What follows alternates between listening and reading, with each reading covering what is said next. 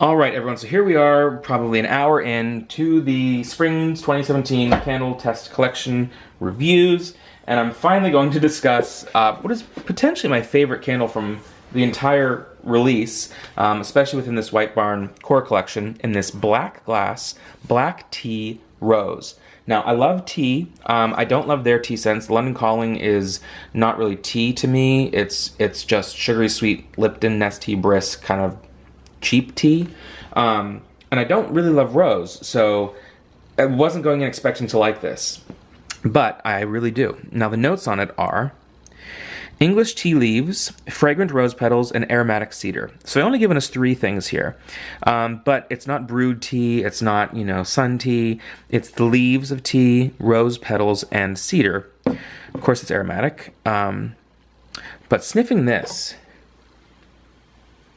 oh gosh, it is so nice. It is such, this smells like a high-end blend. This smells like something you could get from Nest, from LAFCO, from all these other high-end fragrance houses. And what I love about it is, now it's not going to be it's not a tea drink. Straight from the get-go, this is not a tea drink. So if you're looking for something like that, it is not that at all. Tea leaves are dry, they have an astringency to them, they have a depth to them because they are a dried, kind of either air dried or even fermented leaf from a plant. Now, what is so interesting with this is when you sniff it, you really can feel the different layers. So you've got the tea leaves there. They're not super, super obvious. I'd say they're like maybe 30% of the blend. It's a fairly even blend, probably a little bit heavier on the rose than anything else. But the rose is not a choke you out powdery grandma rose. It is like a young, fresh rose. Much closer actually to like a dewy rose than a dried or perfume rose. Even potentially could lean towards another floral, not sure exactly which, that's not exactly my wheelhouse, but it is rose. So it's not, it's something in the rose family. And then the cedar, it's a major aha obvious. I wouldn't necessarily have, I might have picked it out, but once you hear it, it's, oh man, there's totally, cedar is spreading all throughout this. It is up, down, and around cedar. So if you smelled like the winter cedar, where it's kind of like the pencil shavings, or other cedar blends they've had in the past, it is that pure, dry, clean, slightly sweet, slightly wet cedar that has a tiny bit of powder to it, but not overbearing or heavy like your oaks are. But it's really like I'd say, I want to say like 40% rose, 40% cedar, maybe 35 and 35. So like 70% of this is the cedar and the rose just kind of bouncing back and forth from each other, with the tea just added to it to add warmth, to add some astringency, to cut through the sweetness and powderiness of the rose, and to cut through the intensity and heaviness of the cedar. This could be a unisex, this could be an Atelier Cologne fragrance. This is the real deal for blends. This is very conceptual. I'm surprised that they're being so straight up with just calling it black tea rose and putting it in a black container, because they're all about marketing about Bath & Body Works, and they did not market this well.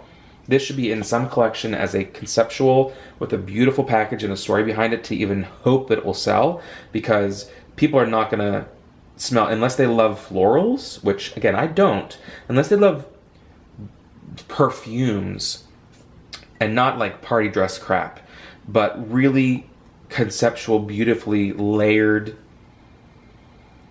fragrances, I don't see them liking this, and if they're not of that camp, which I'm definitely of that camp. The Show 78 also talked a lot about this. I think it was one of her favorites. I will actually pull up her Instagram because I want to tell you how she described it. I think she did an in-depth sniff on it because she's got a nose that is just so wildly impressive with what she can pull from things. What she says is, That it opens up and is dominated by the tea leaf note, dark, full-bodied, strong, while having a bitter and herbaceous quality. She says, I would not interpret the tea as sweetened or brewed. No citrus in the tea itself. I totally agree. She says it has an animalic or leather connotation. I can get that as well. I would say that that is like, the leather connotation is the cedar kind of playing with the sweetness of the rose and the astringency of the tea. It gives you a little bit of that. She says the tea leaf rests upon the backbone of cedar. The cedar is aromatic, not in the sense of having an aroma, but the definition of the scent itself. Unpolished, slightly green and woodsy. This is where you have to follow her on Instagram if you don't, because she is, you know, of all of us that, you know, I think we all have our strengths in the different, you know, YouTubers and Instagrammers who talk about Bath & Body Works candles or candles and wax in general, but she just has the most like pristine sense of really giving you a way to smell the candle without having smelled it, because she has such a depth of knowledge with this. Yeah, unpolished, slightly green and woodsy. So that's where it's not that heavy powdery oak. She says the rose is ephemeral, rides along the back of the cedar, adding an element of powdered texture. Agree there. The rose being more unisex or masculine compared to how most view rose fragrances. Daring and dark scent. Unsure if it's one for the masses. Challenging to her nose.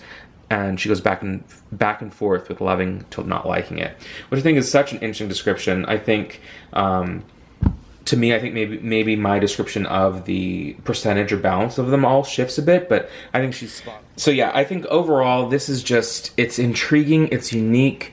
I hope it burns well. I don't know what it'll be like. It's really special. It's a really unique.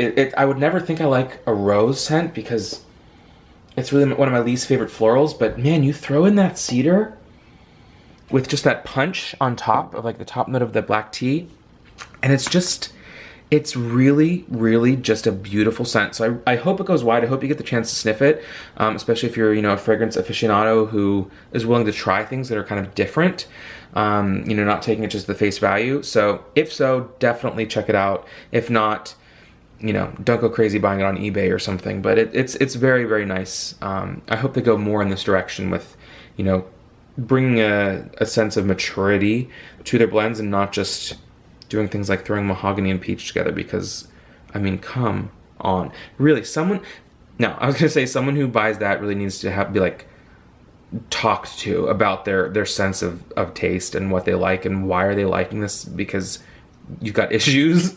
But I mean, of course, my husband Fabrizio sniffed it and he said, wow, that's delicious. So what does that say about me? What does it say about him? I don't know, but that is for another day. Again, thank you for sticking around. If you've gone through all these videos, I know it's been a lot of talking and probably an hour plus with, you know, Mr. Professor over here. So please leave your comments below. Tell me what you think. Hopefully we'll see, honestly, a lot of failures in this collection. There's a lot of stuff that shouldn't go wide. And hopefully we'll see some success, and then maybe there'll be a sweet shop collection or something that's really fun in the spring. But life and times of Bath & Body Works, you never know what you're going to get. So that is it for this round. And follow me over at facebook.com/TouchTheFireTwice, and also on my main YouTube channel, The Gentleman Next Door, to see the life and adventures of me, Fabrizio, and Beatrice Dijon, our French bulldog. And until next time, guys, take care.